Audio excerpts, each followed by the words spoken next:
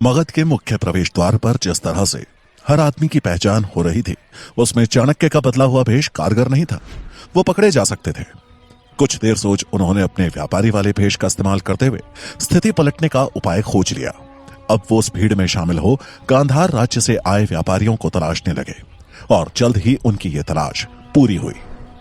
द्वार से कुछ दूर एक कोने पर करीब 20 व्यापारी अपने परिवार के साथ मगध में प्रवेश के लिए प्रतीक्षा कर रहे थे। उनकी वेशभूषा और बोली से चाणक्य को यह समझते देर नहीं लगी कि वो लोग सिकंदर के सामने गांधार के राजा आंबी के आत्मसमर्पण के बाद गांधार छोड़ मगध में बसना चाहते हैं। चाणक्य ने उनके मुखिया के पास जाकर नमन किया और बोले, अगर मैं गलत नहीं हूं तो आप मुझे गांधार प्रदेश से आए प्रतीत होते हैं। चाणक्य की बात सुन मुखिया चंभित था और प्रश्न करते हुए बोला, आपको कैसे पता हम गांधार प्रदेश से आए हैं? चाणक्य मुस्कुराए और बोले, भला अपने प्रदेश के आदमी को कोई कैसे नहीं पहचान पाएगा।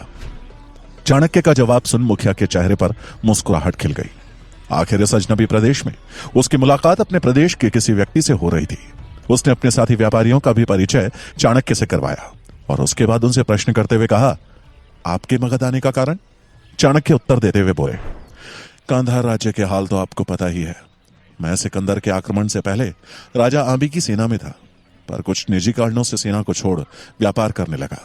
व्यापार भी सही चल रहा था, लेकिन राजा के आत्मसमर्पण के बाद मैं अपने परिवार को लेकर वहां से निकल गया।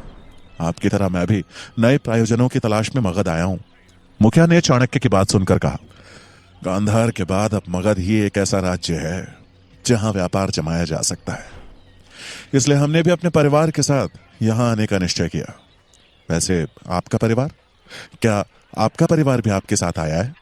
चाणक्य ने नामे सर हिलाते हुए कहा, नहीं, वो लोग अभी तक्षशिला में हैं।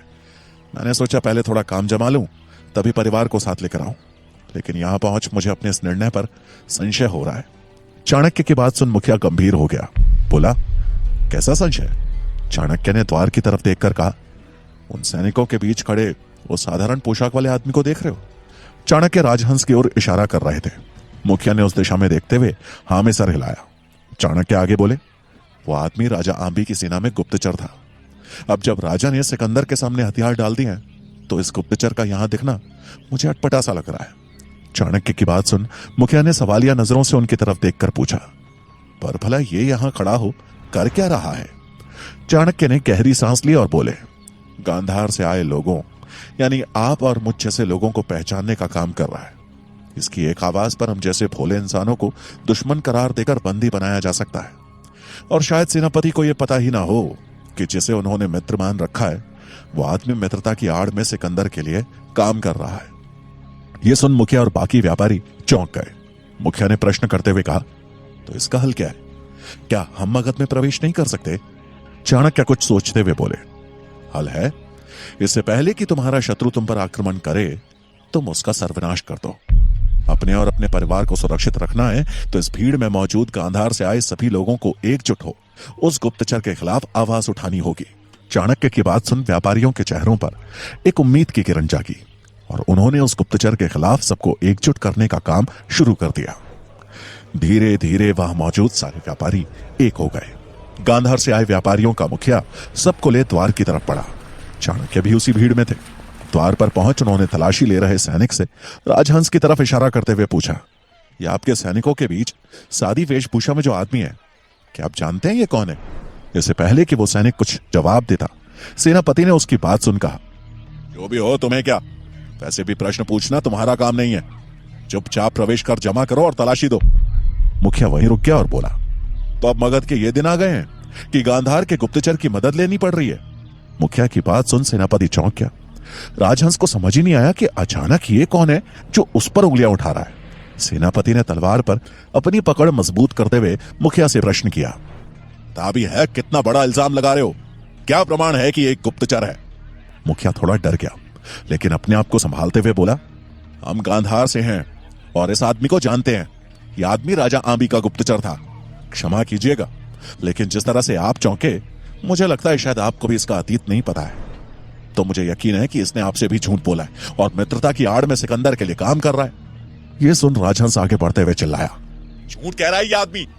मुखिया ने दृढ़ता से जवाब देते हुए कहा, मैं झूठ हो सकता हूं, लेकिन मेरे साथ खड़े ये लोग क्या हम सब झूठ बोल रहे हैं? तभी सारे व्यापारी एक साथ बोल पड़े, हाँ, ये गुप्तचर था, हम इसे अच्छे से जानते हैं। चाणक्य का ये दाव अपना काम कर गया। इतने लोगों का एक साथ हो राजहंस को गुप्तचर बताना भला कैसे गलत हो सकता था? सेनापति भुजंग ने तुरंत सैनिकों को आदेश देते हुए कहा, बंदी बना लो इसे। सैनिक राजहंस की ओर लपके और उसको तुरंत बंदी बना लिया। राजहंस चिल्लाते हुए बोला, झूठे हैं ये सब चाणक्य का किया धरा है, मेरी मानो, ये सब उसी की चाल है। सेनापति ने राजहंस को गर्दन से पकड़ मुखिया की तरफ इशारा करते हुए कहा, क्या ये चाणक्य है? उसने नामे सर हिलाया। उसके बाद सेनापति ने 4-5 और लोगों की शक्ल दिखाते हुए बोला, क्या इनमें से कोई चाणक्य है? राजहंस का उत्तर अभी भी ना ही था। सेनापति ने गुस्से में उसे धक्का देते हुए कहा, तो कहां है चाणक्य? झूठ बोलता है, ले जाओ इसे और डाल दो कारागार में। अब इससे सच हम उगलवाएंगे। सैनिकों ने राजहंस को पकड़ा और वहां से ले गए। राजहंस का दाव उसी पर उल्टा पड़ गया था। भीड़ में व्यापारी के भेष में खड़े चाणक्य के चेहरे पर एक मुस्कान थी। उनका रास्ता साफ हो गया था और अब वो उन व्यापारियों के साथ मगध में प्रवेश कर गए। मगध में प्रवेश कर चाणक्य पाटलिपुत्र में अपने घर की ओर बढ़ गए। राह में चलते हुए उन्हें यशोधरा की चिंता खाई जा रही थी। उन्होंने अपनी चाल तेज कर दी और कुछ ही देर में वो अपने घर के समीप थे। अब चाणक्य सतर्क हो एक एक कदम नाप तोल के रखने लगे। घर के बाहर पहुंच उन्होंने देखा कि किवाड़ बंद है। चाणक्य को समझ नहीं आया कि आखिर यशोधरा कहां चली गई। उन्होंने मन में उठ रही अनेक आशंकाओं, अनेक सवालों पर रोक लगाते हुए यशोधरा की प्रतीक्षा करना ही सही समझा। वो घर से कुछ दूर हटकर यशोधरा के लौटने की प्रतीक्षा करने लगे। दिन का आखिरी प्रहर शुरू हो चुका था, लेकिन यशोधरा का कोई अता पता नहीं था। चाणक्य के मन को आशंकाओं ने एक बार फिर से घेर लिया। कुछ सोचते हुए वो मनी मन बोले, आखिर कहां है यशोधरा? बाजार गई होती तो अब तक तो लौटने का समय हो गया था। किसी मुसीबत में तो नहीं फंस गई? कहीं वो संदेशवाहक जिसे मैंने भेजा था पकड़ा तो नहीं गया? तो शक्टार और शंभू काका दोनों नहीं। ये सब सोच चाणक्य के माथे पर फैली चिंता की लकीरें और गहरी हो गई। अब अगर किसी से जानकारी मिल सकती थी तो वो थे शंभू काका, लेकिन चाणक्य को यह भी नहीं पता था कि वो सुरक्षित हैं कि नहीं। लेकिन इस बात की पुष्टि उनके घर जाकर ही हो सकती थी। चाणक्य ने अंतिम बार अपने घर की ओर देखा और फिर शंभू काका के घर की तरफ चल दिए। इधर चाणक्य शंभू काका के घर की तरफ बढ़े तो उधर तक्षशिला में अपनी कक्षा समाप्त कर चंद्रगुप्त सुकन्या से मिलने सेवक कक्ष की ओर चल दिया। लेकिन वो वहां नहीं थी। उसने सुकन्या को ढूंढा, लेकिन वो मिली नहीं। सुकन्या को कहीं ना देख उसने एक सेवक से पूछा, आचार्य चाणक्य का सेवक सुकेतु कहाँ है? मुझे उससे काम था। सेवक ने जवाब देते हुए कहा, शाम में नदी से पानी लेने गया था, लेकिन अब तक तो लौटाना चाहिए था। पता नहीं कहां रह गया। कुछ देर प्रतीक्षा करो, आता ही होगा। चंद्रगुप्त ने कुछ देर प्रतीक्षा की, लेकिन सुकन्या का कोई अता पता नहीं था। सूरज ढल चुका था और अब चंद्रगुप्त को सुकन्या की चिंता होने लगी। उसने अब और प्रतीक्षा ना करते हुए अपनी तलवार पकड़ी और नदी की ओर जाने का निर्णय लिया। उसका यह निर्णय सही भी था, क्योंकि सुकन्या बीच जंगल में 2 डकैतों से घिरी हुई थी। पानी लेकर वापस लौटते हुए सुकन्या की नजर 2 डकैतों पर पड़ी, जो कि एक यात्री को लूट रहे थे। ये देखते ही उसके सामने डकैत का शिकार हुए अपने मृत माता पिता की आकृति उभर आई। उसने तुरंत पानी का बर्तन फेंका और एक मजबूत डंडा उठाकर उन डकैतों पर वार किया। अचानक हुए इस हमले से वो लोग सकपका गए। पीछे मुड़े तो सामने एक नौजवान बालक खड़ा दिखा, जो हाथ में डंडा लिए उनका सामना करने को तैयार था। ये बालक और कोई नहीं, सुकन्या ही थी, जो कि सुकेतु बन तक्षशिला में रह रही थी। पर उसके रूप को देख कोई नहीं कह सकता था कि वो एक लड़का नहीं, लड़की है। उसकी आंखों में रोष साफ झलक रहा था। वो दोनों डकैत उस यात्री को भूल सामने खड़े बालक की ओर बढ़ते हुए बोले, बहुत अच्छा है ना तुझे योद्धा बनने की, अब देख। ऐसा कह वो दोनों अपनी तलवार ले उस पर टूट पड़े। सुकन्या उनके वार से बचते हुए फुर्ती से एक और कूदी और अगले ही पल उसने डंडे को लहराते हुए उनके पांव पर वार किया। वार के चलते वो दोनों नीचे जा गिरे। सुकन्या और उन डकैतों को आपस में उलझा हुआ देख उस यात्री ने अपनी जान बचाकर वहां से भागना ही उचित समझा। अब वहां पर सुकन्या और वो 2 डकैत ही थे। सुकन्या ने अपने डंडे से अगला प्रहार किया, लेकिन इस बार उसका वार खाली गया। उन दोनों ने भी उतनी ही फुर्ती दिखाई और उसके वार से बच गए। अगले ही पल उनमें से एक ने अपनी तलवार से सुकन्या पर वार किया। सुकन्या ने हमले से बचने के लिए अपना डंडा आगे कर दिया, लेकिन भला एक डंडा तलवार के आगे कहां टिकता। डंडा कट के दूर जा गिरा और इससे पहले कि सुकन्या संभलती, दूसरे डकैत ने उसके पीछे से सिर पर वार कर दिया। सुकन्या ने ऐन मौके पर अपना सर नीचे किया और दूसरी ओर छलांग लगाई लेकिन उस तलवार के वार ने उसकी पगड़ी को चीर दिया था। पगड़ी पर चीरा लगते ही सुकन्या के केश खुल गए और उसका असली चेहरा उनके सामने आ गया। उन्हें एहसास हुआ कि उनका सामना एक लड़के से नहीं बल्कि एक लड़की से हो रहा था। एक निहत्थी लड़की को अपने सामने देख दोनों के चेहरे खिल गए। उन दोनों ने सुकन्या को घेर लिया। उनमें से एक ने आंखें बड़ी करते हुए कहा, इतनी सुंदर तो हो, फिर क्यों छुपा रखा है ये रंग रूप? ये सुंदरता पहले ही दिखा देती तो उस यात्री को तो हम ऐसे ही छोड़ देते। उनकी बात सुन सुकन्या आंख बबूला हो गई, लेकिन अब वो अकेली और असहाय थी। वो लोग लाल टपकाते हुए सुकन्या की तरफ बढ़े कि तभी सुकन्या के कानों में चंद्रगुप्त की आवाज गूंजी, माटी। आवाज सुन जैसे ही वो डकैत चंद्रगुप्त की तरफ मुड़े, सुकन्या को चंद्रगुप्त के शब्द का इशारा समझ आ गया। उसने तुरंत उन दोनों की आंखों में मिट्टी उछाल दी। उन डकैतों को संभलने का मौका नहीं मिला। उनके हाथों से तलवार छूट गई और वो लोग आंखों को उंगलियों से मसलते हुए इधर उधर भटकने लगे। मौका देख चंद्रगुप्त ने अपनी तलवार की मूठ से दोनों के सिर पर जोर का प्रहार किया और अगले पल दोनों डकैत मूर्छित हो जमीन पर थे। चंद्रगुप्त तुरंत सुकन्या की ओर बढ़ा और बोला, तुम ठीक तो हो? चंद्रगुप्त को सामने देख जैसे सुकन्या के अंदर एक नई ऊर्जा का संचार हो गया। उसने चंद्रगुप्त का धन्यवाद करते हुए कहा, अगर तुम नहीं आते तो पता नहीं ये डकैत मेरे साथ। ऐसा कहते कहते सुकन्या रुक गई। उसकी आंखें नम हो गई। चंद्रगुप्त ने उसे सहारा देते हुए ऊपर उठाया और बोला, कुछ नहीं होता तुम्हें, याद रखना तुम एक योद्धा हो और योद्धा अपने लक्ष्य तक पहुंचने से पहले हार नहीं मानते। चंद्रगुप्त ने जिस तरह सुकन्या पर अपना विश्वास जतलाया, उसके मन में उठ रही शंका, उसके सवाल मानो सब गायब हो गए। चंद्रगुप्त को अपने साथ खड़ा देख वो खुश थी। उसे ऐसा लग रहा था कि मानो एक पल में उसका खोया आत्मविश्वास लौट आया हो। उसके बाद उसने तक्षशिला की तरफ बढ़ते हुए चंद्रगुप्त को पूरी घटना विस्तार से सुनाई। तक्षशिला आने वाला था कि चंद्रगुप्त ने सुकन्या के खुले केश देखकर कहा, सुकन्या, तुम्हारे सुकेतु बनने का समय आ गया है। और ऐसा कह चंद्रगुप्त ने अपनी पगड़ी खोलकर उसकी तरफ बढ़ा दी। सुकन्या ने उसके हाथ से पगड़ी का कपड़ा लिया और उन दोनों की खिलखिलाती हंसी उस वातावरण में गूंज उठी। इधर मगध की राजधानी पाटलिपुत्र में उदास मन लिए शंभु काका रात्रि का भोज कर जैसे ही अपने शयन कक्ष की ओर बढ़े तो दरवाजे को हल्का सा खुला देख वहीं रुक गए। उन्होंने इधर उधर देखा तो कोई सेवक नहीं दिखा। सेवक को तो अभी अभी उन्होंने ही भेजा था। उनके मस्तिष्क में अमात्य द्वारा नकली प्रमाण प्रस्तुत कर रक्षा मंत्री शक्तार को राजद्रोही घोषित कर बंदी बनाए जाने के दृश्य कौंध गए। उनकी सांसें तेज हो गई। उन्हें आभास होने लगा कि अब उनका भी समय आ चुका है। उन्हें यकीन हो गया कि अमात्य ने अवश्य किसी मसाई सैनिक को उन्हें मारने भेज दिया, जो कि उस द्वार के अंदर घात लगाए बस उन्हीं का इंतजार कर रहा है। शंभू काका थे बूढ़े, पर उस मसाई सैनिक के सामने अपनी गर्दन झुकाकर उसका शिकार बनना उन्हें मंजूर नहीं था। वो दबे पांव वहां से हटे और दूसरे कक्ष में जाकर अपनी तलवार ले आए। दरवाजे के सामने वापस आकर उन्होंने एक किनारे हो दरवाजे को लात मारी, लेकिन अंदर कोई प्रतिक्रिया नहीं हुई। अब वो सावधानी से दोनों हाथों से तलवार पकड़ अंदर घुसे। उन्होंने झांक के इधर उधर देखा तो कोई नहीं दिखा। मंत्री शक्तार के पकड़े जाने के बाद शंभुनाथ को पता था कि अब अमात्य का अगला वार उन्हीं पर है, इसलिए अब वो किसी भी जगह सुरक्षित नहीं थे। शयन कक्ष में किसी को ना देख शंभुनाथ ने गहरी सांस ली कि तभी उन्हें लगा कि कोई उनके पीछे खड़ा है। वो तलवार ले जैसे ही पलटे तो सामने चाणक्य थे। चाणक्य ने अपना सर झुकाते हुए उन्हें नमन किया और बोले, ऐसे एक अपराधी की तरह आपके कक्ष में घुसने के लिए क्षमा चाहूंगा काका।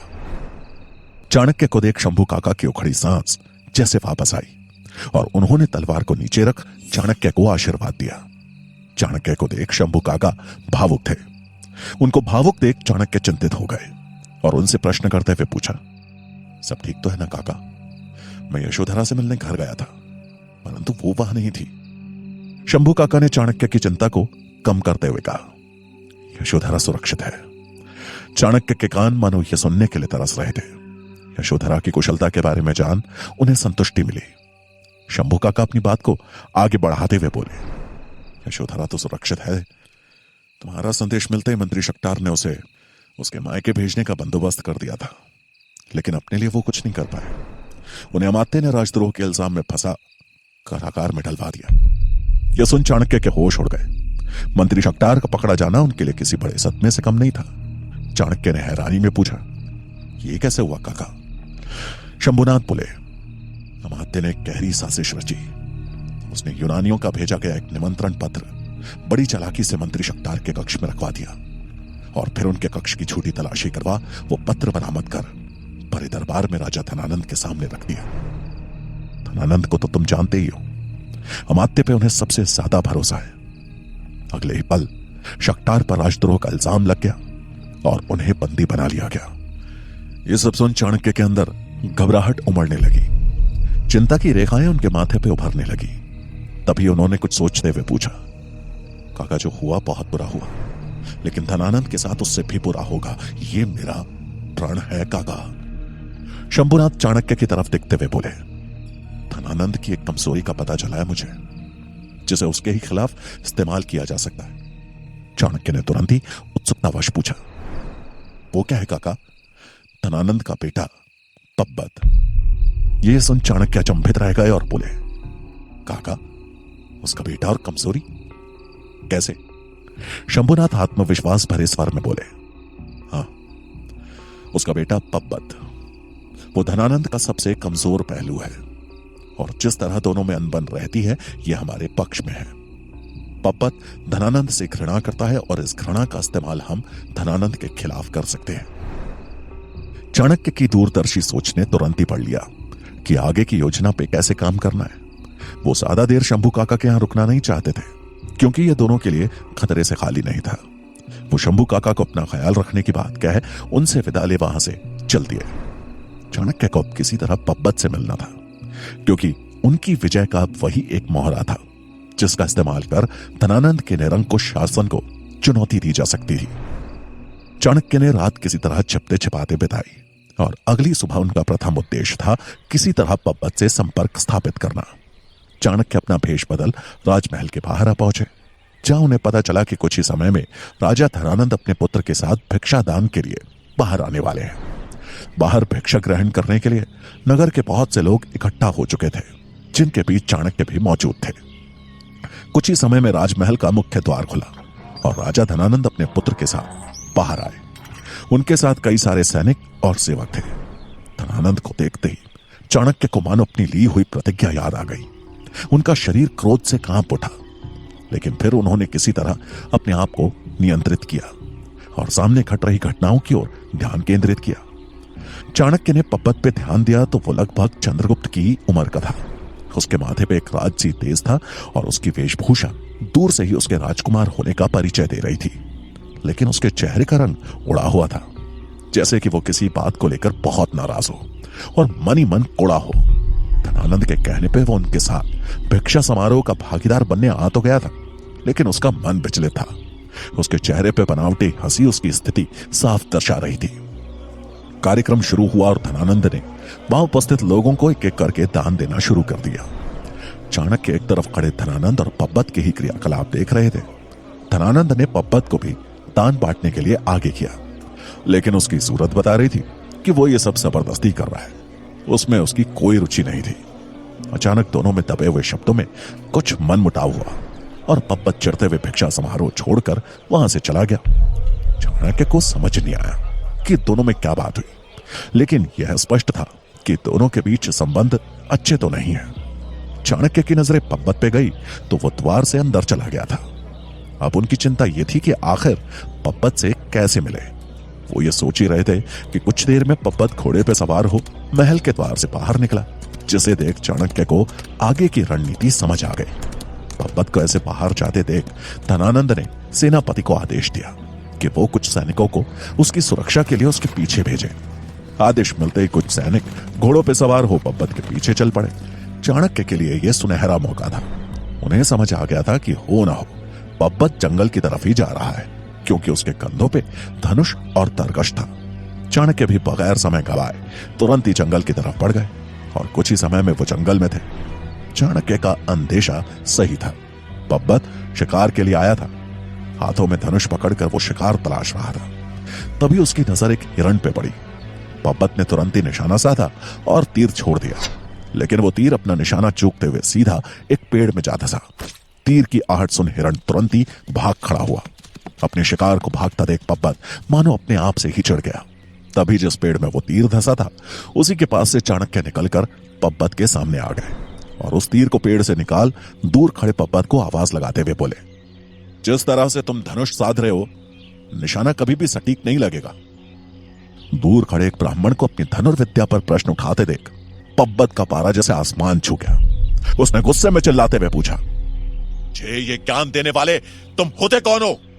चाणक्य वहीं खड़े हो गंभीरता से बोले, वो हूं जो तुम्हारे निशाने को अचूक बना सकता है। यह सुन पब्बत और गुस्से में भड़कते हुए बोला, आपकी हिम्मत भी कैसे हुई मेरे निशाने पर सवाल करने की? मेरी चूक को मेरी भूल मत समझ बैठिएगा। इतना ही गर्व है ना अपने ऊपर, तो फिर अगले तीर का निशाना मुझे बना के देखो। मैं यहीं इसी पेड़ के सामने खड़ा हूं। यह बोल चाणक्य उस पेड़ के सामने खड़े हो गए। पब्बत ने भी तैश में आते हुए धनुष चाणक्य की तरफ तान दिया और एक तीर प्रत्यंचा पे चढ़ा डोरी छोड़ने के लिए तैयार हो गया। उसके निशाने पर अब सामने खड़े चाणक्य थे।